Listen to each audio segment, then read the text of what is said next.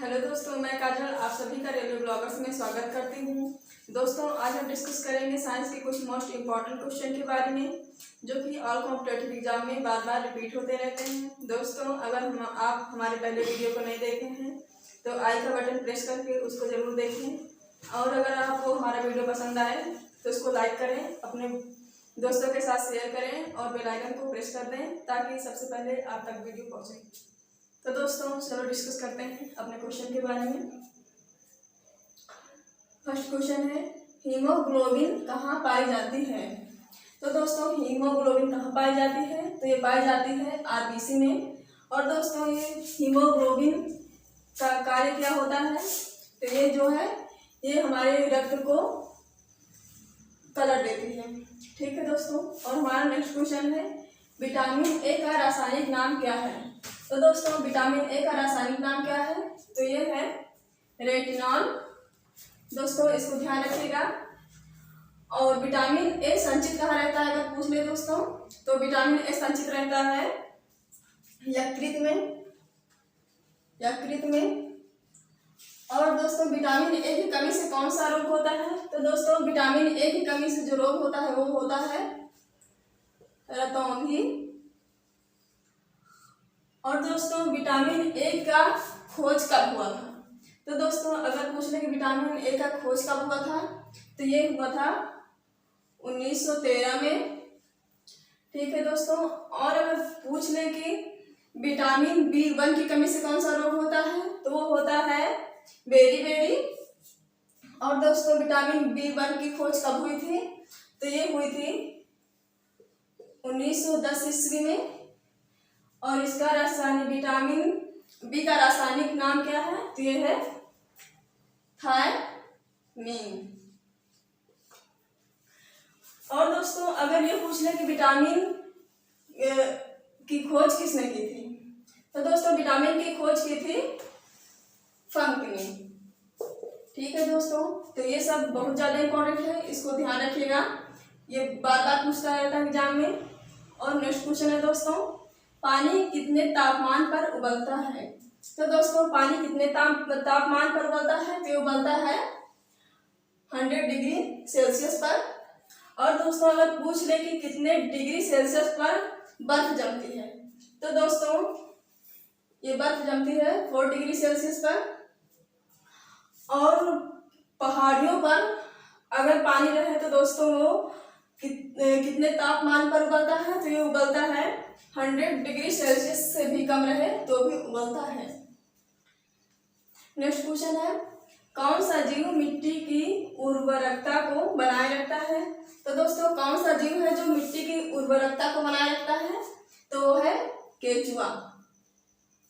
दोस्तों, केचुआ को ही किसान का साथी कहा जाता है।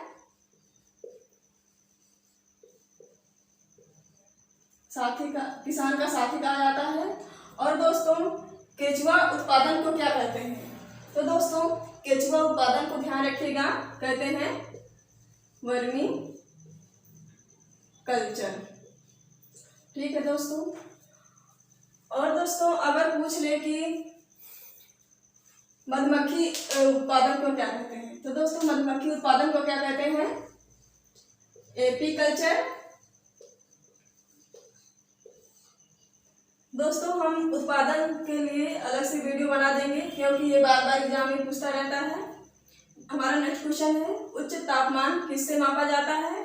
तो दोस्तों, उच्च तापमान जो है वो मापा जाता है पायरोमीटर से। ठीक है दोस्तों, ये मापा जाता है पायरोमीटर से। और दोस्तों, अगर पूछ ले कि मानव का सामान्य तापमान कितना होता है, तो दोस्तों मानव का सामान्य तापमान जो होता है वो होता है 37 डिग्री सेल्सियस। हमारा नेक्स्ट क्वेश्चन है, प्याज का रंग लाल क्यों होता है।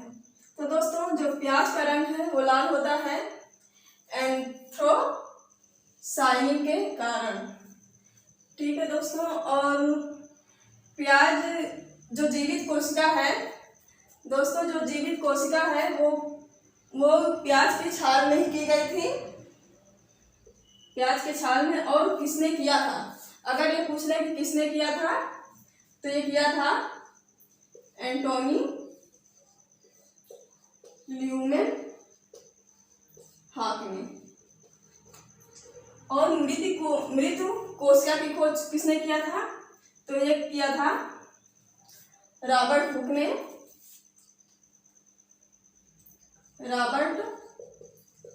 ने।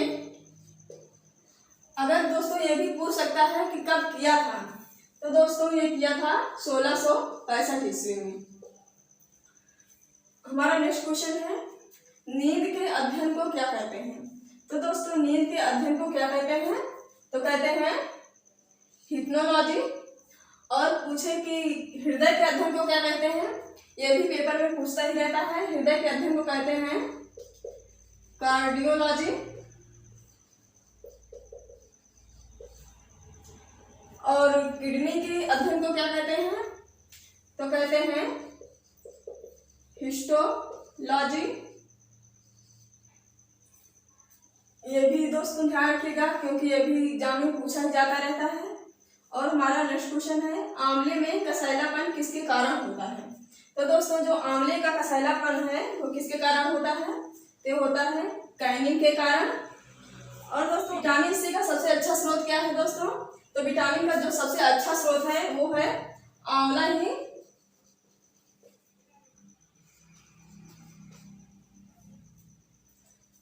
हमारा नेक्स्ट क्वेश्चन है, मानव शरीर की सबसे बड़ी या लंबी कोशिका। तो दोस्तों मानव शरीर की सबसे बड़ी या लंबी कोशिका कौन सी है? तो वो है ब्रेन सेल।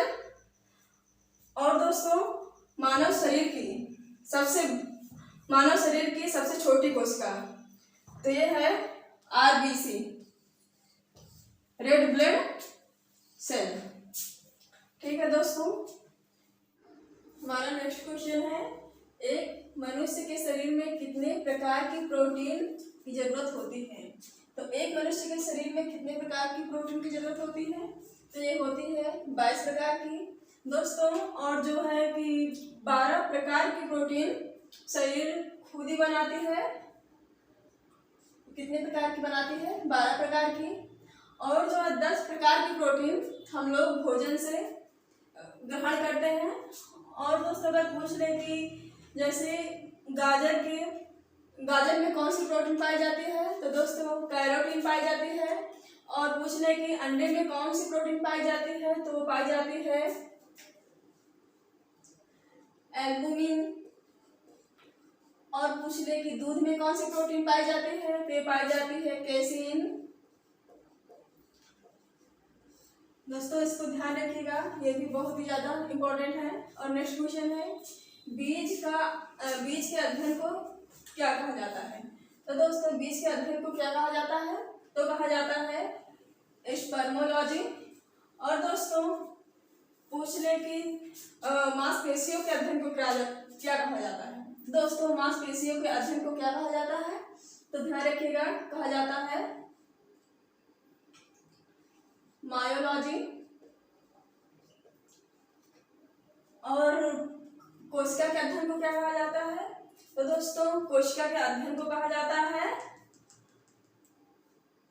साइटोलॉजी। ठीक है, हमारा नेक्स्ट क्वेश्चन है, उच्च रक्तचाप की अवस्था को क्या कहते हैं? तो दोस्तों उच्च रक्तचाप की अवस्था को क्या कहते हैं? तो क्या कहते हैं? हाइपरटेंशन। दोस्तों इसमें ब्लड प्रेशर जो है वो ज्यादा हो जाता है। और हमारा नेक्स्ट क्वेश्चन है, माता के दूध में कौन सी शर्करा पाई जाती है? तो दोस्तों माता के दूध में कौन सी शर्करा पाई जाती है? तो इसमें पाई जाती है लैक्टोज। और दोस्तों अगर पूछ ले कि दूध में कौन सा प्रोटीन पाया जाता है? तो पाया जाता है केसिन। और दोस्तों अगर ये भी पूछ सकता है कि दूध में कौन सी विटामिन नहीं पाई जाती? तो दोस्तों दूध में कौन सी विटामिन नहीं पाई जाती है? तो वो है विटामिन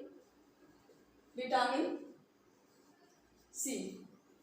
हमारा नेक्स्ट क्वेश्चन है दोस्तों, शरीर का तापक्रम कहाँ नियंत्रित होता है? तो दोस्तों जो शरीर का तापक्रम है वो कहाँ नियंत्रित होता है? तो होता है हाइपोथैलेमस। हमारा नेक्स्ट क्वेश्चन है, पादपों में कोशिका भित्ति किसकी बनी होती है? तो दोस्तों जो पादपों में कोशिका भित्ति है वो बनी होती है सेल्यूलोज की। हमारा नेक्स्ट क्वेश्चन है प्रोटीन किसका बहुलक है। तो दोस्तों जो प्रोटीन है वो किसका बहुलक है, तो ये है अमीनो अम्ल की। और दोस्तों अगर पूछ ले कि अमीनो अम्ल किससे बनता है, तो दोस्तों अमीनो अम्ल जो है वो बनता है नाइट्रोजन से। हमारा नेक्स्ट क्वेश्चन है कोशिका का मैनेजर किसे कहते हैं। तो दोस्तों जो कोशिका का मैनेजर है किसे कहते हैं, तो कहते हैं न्यूक्लियस को।